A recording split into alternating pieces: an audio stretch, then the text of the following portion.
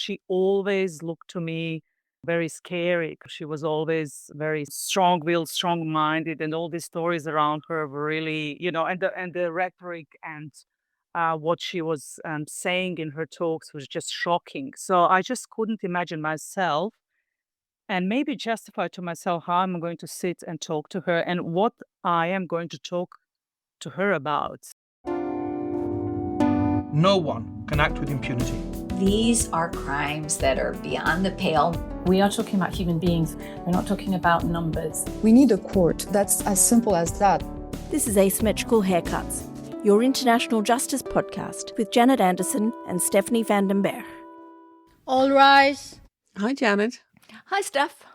So I'm really excited about this episode. We're back in the former Yugoslavia and at the International Criminal Tribunal for the former Yugoslavia. And we have as a guest Olivera Simic, who's a professor at Griffith Law School in Brisbane, Australia. Hi, Olivera. Hello, hi. So, Olivera, you're with us because you've written a book about the former Bosnian Serb president Biljana Plavsic, who was the only woman to be convicted by the ICTY and also the only former high-ranking Bosnian Serb politician to plead guilty. Yeah, Plavsic served her time in a Swedish prison and was later released to Serbia, where she moved into my Belgrade neighborhood of Vračar when I was living there. And I also heard that she shopped at the local Kalinic market. And I always wondered what I would do if I ran into her, but I never did. I need more of a Stephopedia here about Plavsic herself to understand what we're talking about.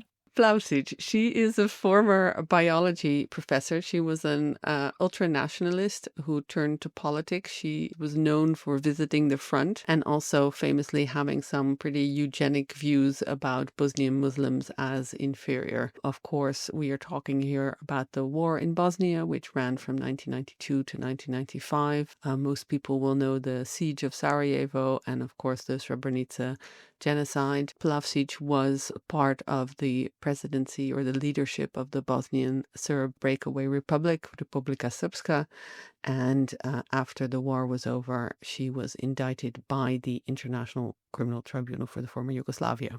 But what for? I mean, you say she went to the front, but presumably she wasn't the one with the gun. So what exactly was she held responsible for? She wasn't the one with the gun, but she was the one kind of supporting the soldiers and embracing the soldiers. She was charged with a lot of things, including genocide counts, but eventually she pled guilty to one count of persecution of Bosnian Muslims. She served her time, but she returned to the former Yugoslavia fairly unrepentant. I know that we could sort of cover more about exactly what she did, where and when, but maybe apart from the book, which I'm sure we'll talk about, Olivera, we can focus on her relationship with the ICTY, because that's pretty interesting to plead guilty and then to go away. Just remind us, Steph, what is the book actually called, and tell us a bit more about it, because you've read it. The book is Madame War Criminal. I read it with gusto. I really enjoyed it. What really spoke through this book is that this is also your lived reality of the Balkans and Bosnia. But maybe you want to explain your connection to Plavsic. So I was born in the former Yugoslavia. I was born in Bosnia and Herzegovina and grew up there. And I spent time in the first year of the war in Bosnia. I really witnessed as my best friends, non-Serb friends, had to leave my hometown, Banja Luka, overnight, starting in April, May 1992 and onwards.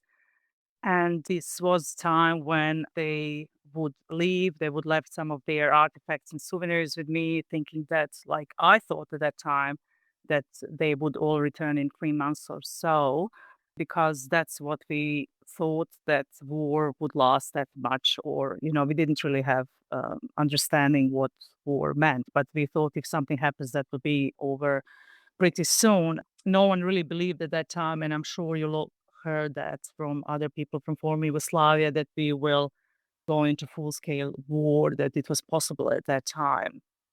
These friends never returned, and at that time, I didn't know that what I was witnessing was in fact the ethnic cleansing of my city. I didn't have the words, the terminology to describe those events in 1992. I was 19 years old at that time.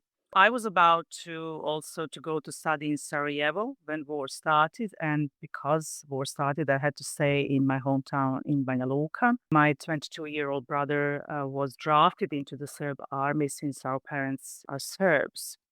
So I was also about to be drafted into what was called back then territorial defense. So together with my father, I went into local council to pick up uniform and boots. And this is a less known story. I think there are a lot of stories still to be uncovered about women's participation in war, not just as a combatant, but also in these other roles. And we don't know much about it. And I know people are often surprised when I say that I received uniform and boots, and I was about to go to that territorial defense unit. I never went because my parents just freaked out and they sent me on the first bus outside of the country. So I ended up being in Serbia, in south of Serbia, in Niš, and was there more or less throughout the war. I would just occasionally come back to my hometown to visit my parents. At that time, of course, Plavsic, I knew who Plavsic was, as we all knew, because we would see her on TV screens inviting Serb men to go and fight for the Serb cause. But I didn't know at that time that she befriended my late aunt and uncle. And they became kind of friends in 1994 when Biljana Plavsic came with her 94-year-old mother in Banja Luka, and my uncle was a doctor who treated her mother. So that's how that friendship started. And they were very close friends throughout the war. After the war, when Biljana was convicted, they would talk to each other over phone when she was in jail and so forth, so on. So I knew some of this stuff, but I didn't know that, many details about this. And I didn't want to know, I have to say this. I was not ready to listen kind of these nice stories, I guess, about Biljana Plavsic, because Biljana Plavsic was, from my teenager perspective, together with all other warlords, responsible for, making a chaos of my life and life of my friends. Yeah, because life would never be the same again. So I would learn more about this relationship between my late aunt and uncle, and Biljana Plavsic when I expressed my interest to talk to her, which was only in 2017 when my colleague and friend, Professor Barbara Hola, and I decided to do a special issue on the ICTY war criminals as celebrities. And I told Barbara that I just told her kind of, look, my aunt knows Biljana Plavsic. What do you think? And she was like, what? Like, of course, like you should do something about it. But I really struggled to make that decision because I was just nervous of thinking, what am I going to do with Biljana Plavsic? Do I really want to sit and talk to her? And obviously, I didn't use that opportunity for, how many years that I knew about this friendship. But, I started to think about it that maybe I could, sit and do interview with her, maybe just 2 hours for the purpose of writing that article for our special issue. And then that's how it all started. I called my aunt and I said, what do you think whether Biljana Plavsic would like to talk to me? I really enjoy hearing, how you got there. I can only imagine how difficult it was to make that decision. But I wonder, because you've written previously about, I would say there's a feminist streak in the different books that you've written. And, you very clearly look at some of the different roles that women have in war.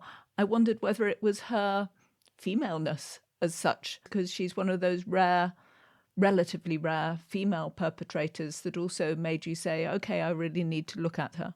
Yeah, I mean, definitely. As a feminist, I'm interested in all sorts of women's experiences with war, and I wrote a lot particularly about women survivors of war crimes in Bosnian war. But I never interviewed women as a perpetrator. So I did some research, but it was a desk research that didn't involve really talking to women perpetrators or male perpetrators. So Definitely, that was interesting aspect to maybe look whether there is some gender perspective and how she as a woman operated in that circle with these male warlords.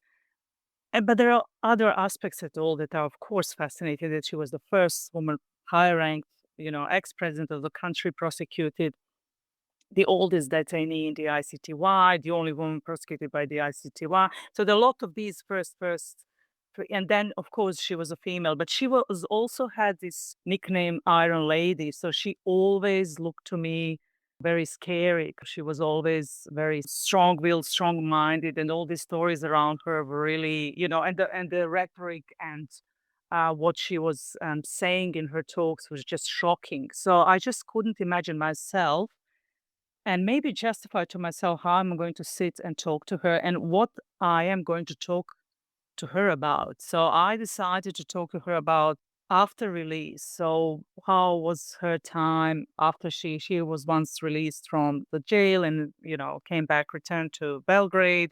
So that was the focus of this 2 hours interview. But then after 2 hours, she said I called her again because my aunt said, I asked my aunt, can I call her again? And again, she said yes. And then Plavsic, after I think 6 hours of us talking over phone, me from Australia calling, she said, "Why don't you come in Belgrade?" And that's how it started. So that was the first time I went there because she said, "I want to show you documents, artifacts, and other stuff." But it was a difficult decision, yeah, because I'm not trained. I mean, you are not really trained to interview victims as well or survivors, but she was to be my first perpetrator to be interviewed.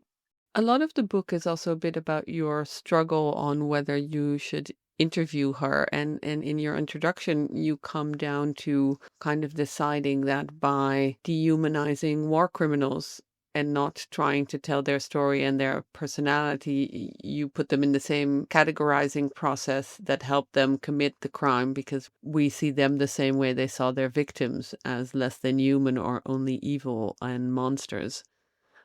Now that this book is about to come out, you also maybe get some pushback from other historians about interviewing perpetrators. How do you feel now that it's all Look, finished? I have been very anxious all the time of writing this book. It has been in making for 8 years, but for many reasons. So as I write, and I decided to write that epilogue very late, so the last chapter in that book about pressure that I felt during the writing from left, right, and center. Female academics would ask me, why do you write about woman perpetrator? Why would you give her a mic? Then I got from Serbs, she's not a war criminal, but she is a precedent.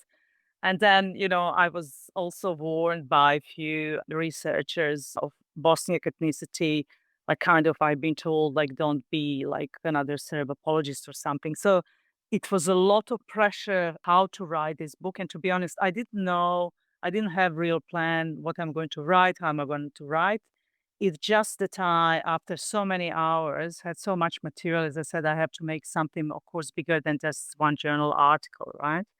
I decided to talk to a lot of my colleagues who are researching perpetrators and how to do this in methodological way and ethical. So because I'm insider, I'm also part of the Serb community.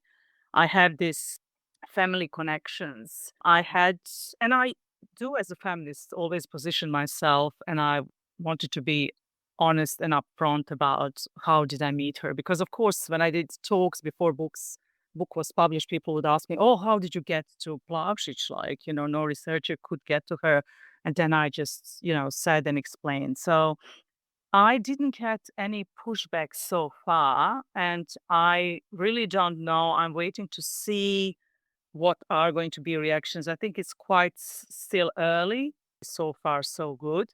But I embraced myself to, yeah, maybe get these questions that are right. Why would you give Plavsic mic? Why would she say all these things? It's revisionism of history. But what I try to do is after she would say something, I try to say what she forgot to say, or this is not really what the ICTY said. So that was my intervention in some of her representations of what has happened. I try to do that in that way rather than, yes, another favorite question that I would get, why didn't you confront her? I said, you can't just confront her and say, you are not telling really truth or whatever. I mean, I tried a few times, but that didn't work. And then I just let it go because I had to decide what I want to do, whether I want to get the most out of these interviews and her thinking, or I'm just going to try to contradict her because I could, after each sentence, contradict and try to convince her in something else. And I really gave up and said, no, I'm not going to change someone who is 85 or 90 and try to convince her in something what I think. I want to ask you a bit about how she still addresses her relationship with the tribunal itself, because it's fascinating to me that she went to the tribunal. I mean, she pled guilty, but she sees this tribunal as an illegal one. She said it didn't have the right to prosecute Serbs, that had no legal basis. It's quite a complex relationship, or would you say it's quite simple, Olivera, that she just did not respect it and she just went there in order to... Why did she go there when? Why did she plead guilty if she didn't respect it? I have an explanation, I think, for that. First, it's not that unusual to claim that ICTY was a legitimate institution pro-Western, as you know, probably that her views, I guess, reflect those of the majority of Serbs. So she's basically articulating what many Serbs in the region think. So she spent a lot of energy telling me that the tribunal was set up to prosecute only Serbs, since the vast majority of convicted defendants were Serbs. She, of course, know that not only Serbs were prosecuted, as she shared with me. I have a whole chapter on her time in jail, but I can explain why she still thinks that these other judgments against non-Serbs are irrelevant. So you ask why she remorsed. She's very blunt about it, as she was for the Swedish magazine first time. She said she wanted to avoid the trial. She wanted to avoid masses of fake witnesses and with their fake stories. These are her words. So that was the reason why she decided to plead guilty, because she said I was of considerable age and I couldn't allow myself to go that long kind of in prison. So what happened? She withdrew that apology or remorse very soon, as we know, 2 years, I think, after in her jail time. I think she didn't tell me that, but I think she was, as you probably know, so much attacked by Serbs that she is a traitor, right? And there is a truth to that, because if you look, people who apologize, they like Milan Babic, she committed suicide, or they were completely ostracized from their communities. So I think that once she realized that this didn't really go well with the Serb community, and that she, from some kind of hero, suddenly became a traitor, and that even some of her friends were telling me she should never have done that. So it's something unforgivable. She decided to reverse that story and come up and say, no, actually, I don't remorse. And I think in this book, what she says at the end, in particular, that she will never remorse, it doesn't remorse for anything, it's actually that she wants to go down in history as a Serb who is not remorseful but proud of her nation, and she wants to be remembered like that. So she would, I think, rather forget that little episode about her remorse and apologize. But I think it may be, look, this is my say, it may be because she also got very harsh criticism from her own community for apologizing. I don't know, you remember Radoslav Krstić, who sent this letter in December to apologize to victims in Srebrenica. You know, what kind of comments Vojislav Šešelj and others gave him. Vojislav Šešelj said he should kill himself and never return in Serbia because he apologized. And I can go on and on with examples of people who apologized and really were being completely ostracized from their own communities. I know all these names, but I know our listeners don't. So Radislav Krstić is the Bosnian Serb general who was convicted of genocide for Srebrenica, the first genocide conviction in post-war Europe. And Vojislav Šešelj is an ultra-nationalist Serb politician who was also prosecuted by the tribunal and convicted for kind of minor charges. I wanted to say I thought it was kind of funny to read how much resistance there was to that guilty plea of Plavsic, because I remember covering it at the time, and it was one of those not really guilty pleas. it was kind of this, I'm sorry that you felt this way apologies. She said she did it all for her country. She did what she thought was right at the time, but kind of people got hurt in the process. Covering it, it read as a kind of, I'm making this apology because this is part of the plea agreement and not, I feel sincere remorse. To me, it read very much as this is a political calculation of getting a lower sentence. And there are other guilty pleas. For example, two of the Srebrenica military commanders pled guilty, and one of them, Obrenović, I think, who is very evocative about, we used to drink coffee together with my neighbors, and in this swirl of war, everything went wrong. And No, it's just to implicate Serbs in any sort of crime. So of course it doesn't seem sincere. And if you look at the text, she got harsh criticism from Bosnian community as well. They were so disappointed. But just for saying that she kind of apologized and she thinks that was not right, that was enough for Serbs because you can't admit anything. So it doesn't matter, the way you say it. But she said she had the word, I think, apology there and kind of remorse, and that she feels sorry for all victims. So that's no. And I think that was enough to accuse her of being traitor. And Serbs definitely interpret that. I know it's not sincere or whatever, but they interpreted that as admission of guilt of Serbs as a nation, right? Because as you know, these people there unfortunately did not represent themselves, but whole ethnic group or nation. I just want quickly to say why she, or majority of Serbs as well, would say ICTY only convicted Serbs.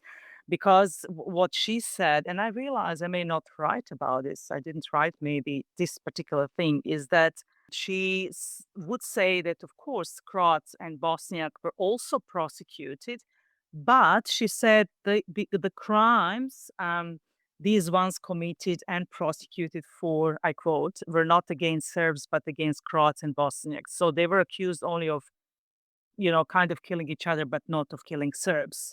So Serbs usually say like there is only one judgment there that is really Serb judgment is a Celebici case, yeah, where Serbs are victims. So this is how she and other nationalists are, this is why they say only, so they dismiss these other because these are not Serb victims who are Serbs. It does sound that she has not lost at all any of her ultra-nationalist perspective, her perspectives on ethnic identity, what she felt about the ethnic cleansing at the time, that it was kind of necessary in some form. I mean, she just completely thought that, still thinks that, and has no apology for any of that. Yeah. Am I right, No. Olivera? She said many times. So the same what she said in 92, she said to me, and I have this quote in 1993 that she said in 2023 that ethnic cleansing is something really normal. I think she really honestly think that. She just can't. She said, I can't understand why is this not something normal? Like we just like when it's war, people just, they move, they are displaced and they have to go. Like I left Sarajevo and that's how it is. So I moved with the Serbs and everyone moved with their own group. So that's how she justified it. So that also tells you what she said in that, let's call it apology or remorse statement in the ICTY. She didn't really honestly think that because she obviously thinks still that that is all right to be persecuted and, displaced forcefully from your own city because this is how you establish control and power. You can't establish that in a mixed community. So she definitely still think that ethnically homogeneous entity is the right thing, that Serbs now have their own state. And there has been also, of course, removal of Serb population from other territories as well. So in 1993, that happened too. A lot of Serbs from other places came also to live in Banja Luka. So, for example, in my hometown, completely demographically changed because these people came from Zenica, Tuzla, and other territories that were not under Serb control. But I think one unfortunate thing is really that that whole project has succeeded, right? Because now you have this ethnically pure lands in Republika Srpska. There are more 85 or 90% of residents are Serbs. And also in Federation of Bosnia and Herzegovina, you now have, again, I don't know, 70% of Bosniaks and 22% of Croats, and then maybe 3% of Serbs. So that's what happened back then is just cemented with the Dayton Peace Agreement. And this year is also 30 years of Dayton Peace Agreement. And it just stayed as it was. So the lines were drawn and people stayed in these territories. Very few people returned simply because they don't feel comfortable and there is a lot of still discrimination. And really, I can't imagine any non-Serb feeling comfortable living in Banja Luka.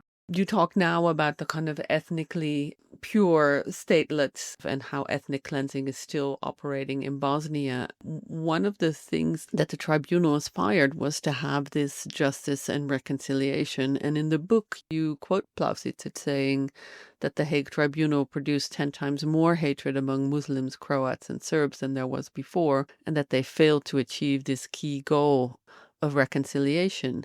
Do you think Plavsic is kind of emblematic of international justice failing in the Balkans, or is her view of the tribunal too harsh? I think there's a lot to say about it. I think that what's very common to people in the Balkans is to deflect responsibility always on someone else. There is always someone else, guilty for our failures. There is a very little local ownership and accountability for the things that have happened, for example, in the last 30 years after the Dayton Peace Agreement.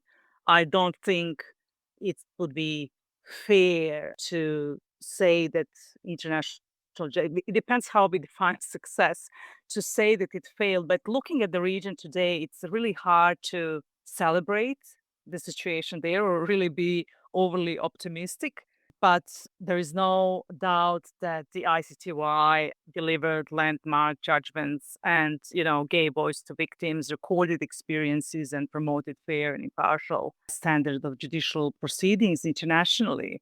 However, the ICTY has not been able to foster reconciliation. And I think, as I said, was that really the key goal? I don't think it was the key goal. The key goal was to establish the truth, the evidence, and bring some justice to victims.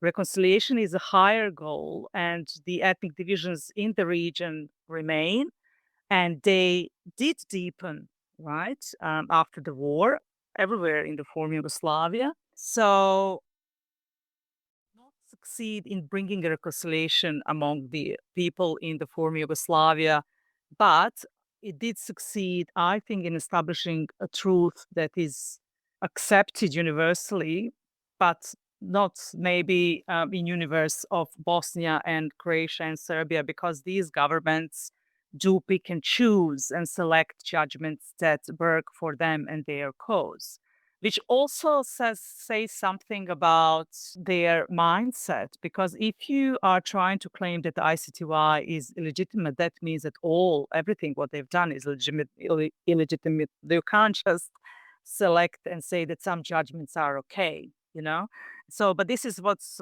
happening. But this is not something that ICTY, I think, no one could really predict that this is happening, nor I think that they could prevent this from happening. I think if we had different democratic governments after the Dayton Peace Agreement, probably the region would look differently. But unfortunately, the people who are running, especially Serbia and Bosnia, but also Croatia too, are working on revising history, investing a lot of energy in producing new facts and dismissing completely the ICTY and its legacy, turning it around. And there is a lot of examples, and one of them is celebration of war criminals, of welcoming them into the country as martyrs, as victims, rather than as war criminals. So you have all this generation of young people in the region who are growing up on this false narrative. So in Republika Srpska, still the school kids, they learn about Ratko Mladic and Radovan Karadžić as the national heroes rather than prosecuted war criminals sitting in a jail convicted of genocides and crimes against humanity. And then you have the most recent example of Nebojša Pavković, former general who was commander of Pristina Corps and who was sentenced to 22 years in prison in 2009 for charges of murder, prosecution of ethnic Albanian population in Kosovo. And he was released recently to Serbia for a medical treatment, and he died 1 month later, and he was buried in Belgrade with the highest honors. There are also students who are writing and defending master theses at universities about the heroism of Ratko Mladic. Master thesis, yeah? And I could go on and on. So when I start to, and I have lots of these examples, this is my next project, it's really hard to talk about success of international justice. But again, I think despite all this, I think the outcomes of international justice in Yugoslavia is significant because it also gives tool to human rights activists to fight back against revisionism and rely and draw on judgments to tell the truth about what happened. Unfortunately, this is not in mainstream. In mainstream are war criminals as the war heroes. Who is to blame for that? I don't know, but I want to put blame on political elites. And unfortunately, for many citizens in the Balkans, this became new normal. In terms of Plavsic herself, I mean, she's part of what you're talking about, that she's one of those who's not described as a war criminal. She has this, as you describe it, the utmost respect and admiration for her. But that's also within your own family. How do you feel about the fact that within your own family there was admiration for her? Well, I think that's another complicated story, and that's a lot of us researchers who are inside there have to carry around with them as a baggage. I can't say that Biljana Plavsic has the same status of celebrity as, for example, Ratko Mladic and Radovan Karadzic. I don't think so. It's a little bit less, yeah, because of her remorse. So once she remorsed, a lot of people changed their mind, and that could be never washed away. So including some of the members of my family, they became, they didn't think anymore of her as kind of celebrity. Like it did something. But yeah, majority of people who live there, and my family also lives there, I think it's just part of the mainstream to kind of admire these people. They are there on TVs. Every time I go to Banja Luka and I turn on the TV and dine with my family, I can see Vojislav Šešelj or Šljivančanin and other people talking about, military affairs in Russia, Ukraine, or giving advice about food. That's what Vojislav Šešelj does. He's a guest at the food shows in Serbia and advise people and citizens of Serbia what they should eat and what's the healthy diet. And you're saying Šljivančanin is giving military analysis of Russia-Ukraine conflict? Yes. They are 24. They are all the time on TV. So he's one of the most famous. So all these people are there because they are, one of the, I forgot his name, I think he's the Minister of Foreign Affairs in Serbia, said, who else knows better about war than our generals? Yeah? Or commanders. So they are the ones who are going to teach the young cadets in military academies. And they are the ones with knowledge. And so you think this is a joke, but it's not, this is how they are represented. Like who else? Or Nebojša Paković, right? He's a general. He's a military person. Who else can know better than him to go and teach? Mm-hmm. For our listeners, and I don't know if I'm going to get this right on the first go, but Šljivančanin was convicted for Vukovar hospital, right? Mm-hmm. Yes. He was convicted for essentially killing patients in a hospital in Croatia after they took the town of Vukovar. You went into this book with the idea to kind of understand what maybe moves perpetrators or why they do what they did. And your final takeaway on Biljana Plavsic is she's not a pathological individual, but rather an ultra-nationalist. Is that enough of an explanation to you why she ended up where she did, or why she essentially committed the crime she's been convicted of? I don't think it's a one single thing to point, but I think being ultra-nationalist does help in committing some violence because you obviously don't like other people or other group and dismiss the others. So having these strong radical views can provide space for unleashing violence. But what I was interesting, and I think I tried to dig that out, and I guess in chapter 2, I think when I write about her childhood and how these views were formed, also where they come from. And this is not, of course, justification or excuse, but I think provides some context of how she became who she became. She grew up during the Second World War in Sarajevo. A lot of her family from mother's side was killed or deported by Ustaše.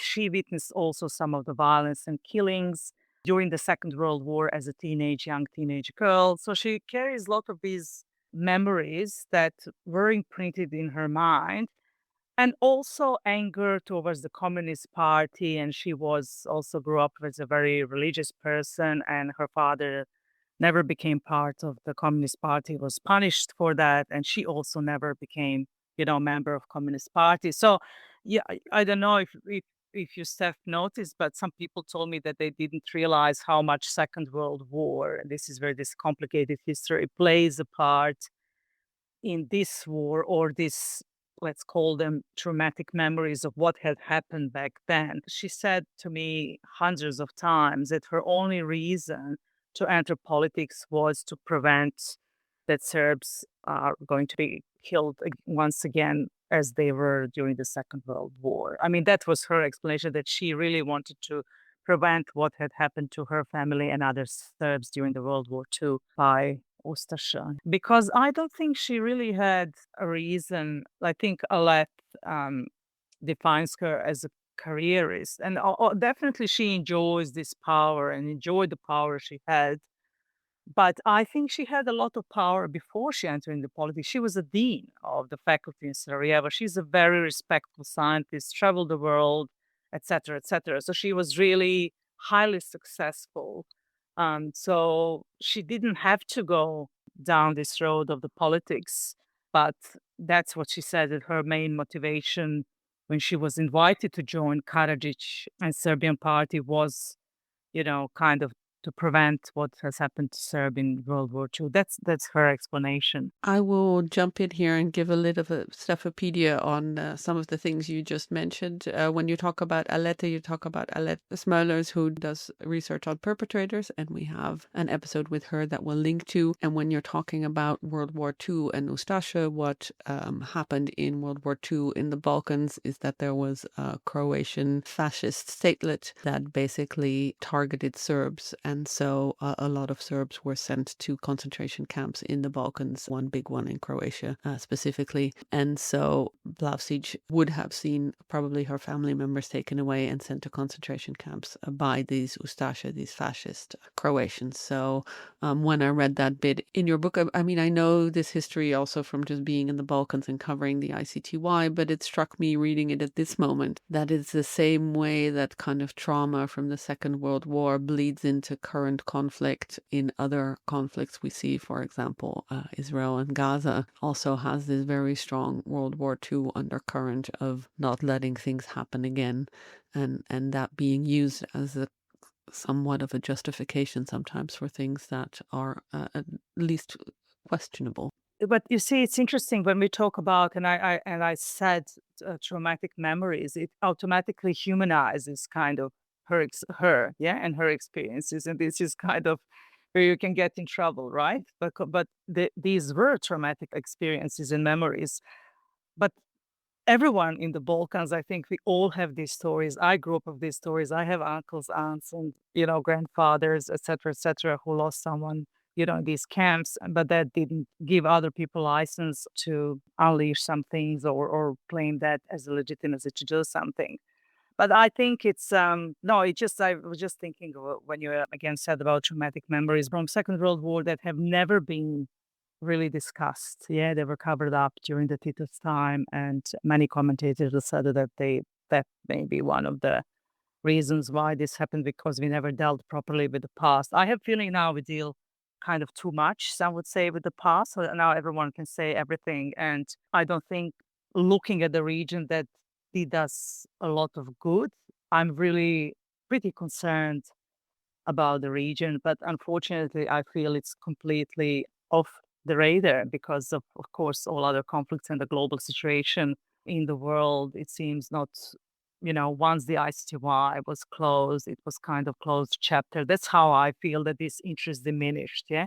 But then you ask yourself for how long we should expect the international community to take us by the hand and lead us into, some nice, beautiful future and democratic state. So we need to we Bosnians and other people in the region need to take some of this local ownership really and do something.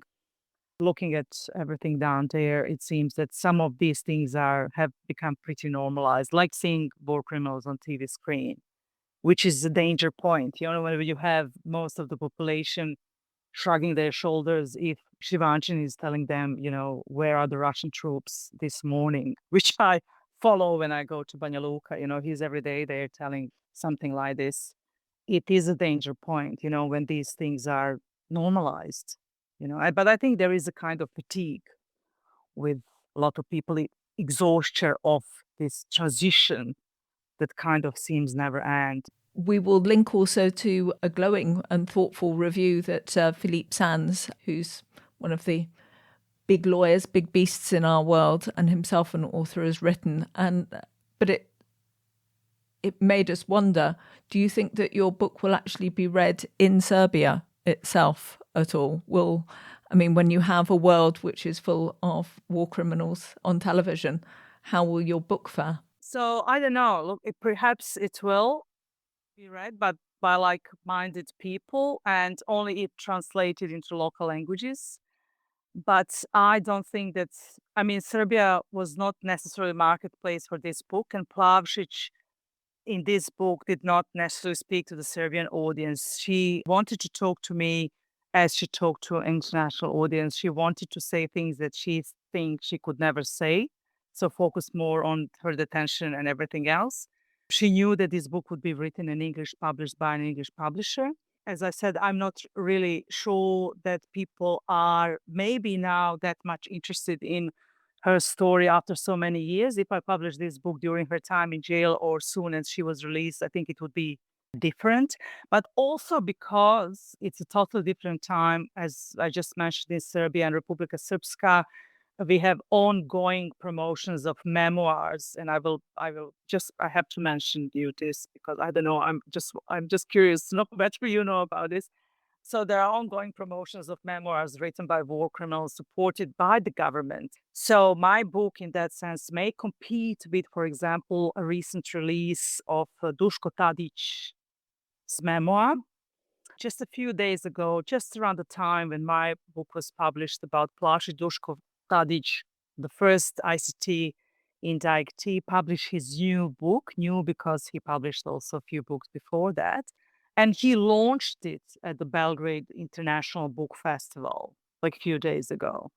So this is, again, another example to just think and imagine how far it got with denial and celebration of war crimes in the region. So he said that he gathered new evidence to prove he did nothing wrong and that he expects the tribunal to apologize to him for the wrongful conviction. So my book would be perhaps the book of the year in Republika Srpska and Serbia if I glorified Biljana Plavsic and, completely bashed the ICTY. I think the Duško Tadić book probably will appeal more to, mainstream and cater to what Serbian government wants to hear. Unfortunately, I may expect just to be dismissed as a bad Serb.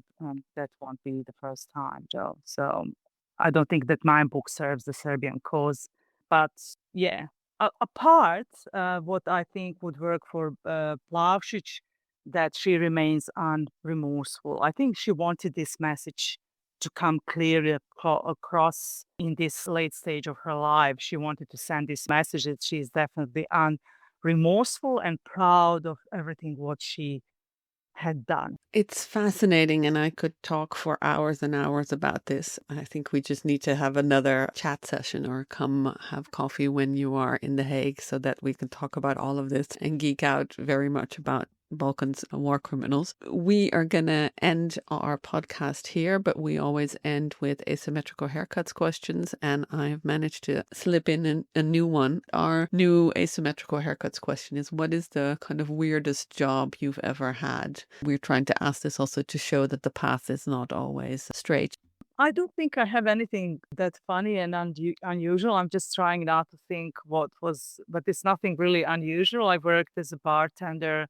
Once I finished a law faculty after the war, I could not find a job and I worked as a bartender in a nature base. But that's, for probably, I don't know, a year or something as a lawyer. So you will hear me talk a lot on the podcast about the Bosnian waiter, which is the big joke I have whenever we had to follow ICTY crimes. The worst kind of people, or the people who always did the worst things, the ones that would just come into detention camps and beat prisoners for fun. Then one of their bios was always that they used to be a waiter before the war. yes. And so whenever somebody tells me And that they were a waiter before the war in the former Yugoslavia, all the alarm bell goes off. But luckily you were a bartender after the war, so that goes well. And our last question, Olivera, is always, is there something that you would like to recommend to our listeners? It could be book, it can be podcast, it can be TV show, it can be what's on your Netflix queue to get away from this, or it could be something else in this field. And of course, we will recommend most strongly your book and encourage people to read that in depth. But is there anything else that you would like to offer? I listen to Asymmetrical Haircuts. That's my favorite podcast. And I also listen from time to time New York Radio Hour podcast. I love listening podcasts, but I'm your regular listener. You're doing fantastic stuff. In terms of watching, I'm not really a person who is watching movies. I watch documentaries from time to time to relax. I watch investigations into cold cases, or I'm a murderer. These are some of the things that I watch, which are not really kind of nice and relaxing, but I like to watch anything that has to do with criminal justice. I do read. I'm an avid reader. I read all the time. So at the moment, I am reading Peter Beinart, a journalist and professor of political science, his book, Being Jewish After the Destruction of Gaza, A Reckoning. And I think when I saw the title of this book, I just thought in my mind, being Serb after the genocide of Srebrenica. You can, in so many places, write about how does it feel to be part of the community who committed genocide and then talk about it publicly. And it's not easy. So I'm appealed to these books, and I like he starts memoir with a letter to his former friend, the best friend. And I could, recognize a lot in what he has to say, in also my own experience. Unfortunately, I think with this work, and we don't talk much about risks of this work or, emotions involved and how this affects us and our families and friends. So I always say, once I publish something, I lose few friends. I do gain some new friends, but you are always at the risk of losing not just friends, sometimes even family. And I think Peter also kind of lost some of his family members because of saying some things that he was kind of not supposed to say.